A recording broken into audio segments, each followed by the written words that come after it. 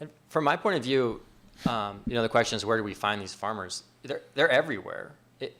I think the question's more of how do we empower these farmers to make a living for themselves and retire and have vacation time and be able to send their kids to college. And that's a more delicate question.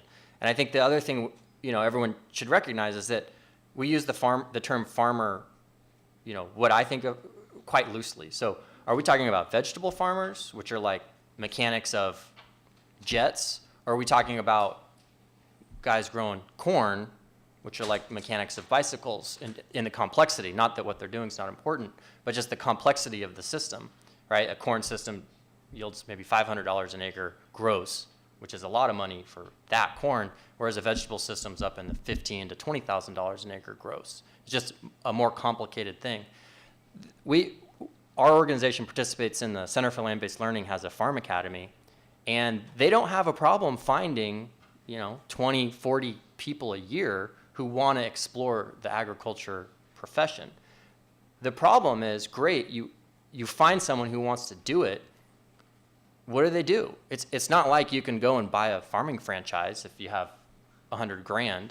And let's just say you're really good at it and you can produce it and grow it and you get it in the box. Then what do you do with it, right? Like just what I said was hard. If you do that perfectly, it's not like it guarantees a sale. So what we need to work towards as a community is developing a larger demand for this style of production and being able to empower a system like CSAs or Farmingo or Good Eggs. There's lots of other organizations that do this, not just ours, to make it possible for these growers to do that.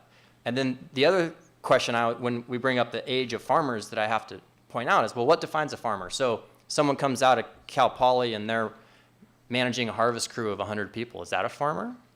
They're actually a farm manager for a large corporate farm. So they don't own the farm, but is that a farmer?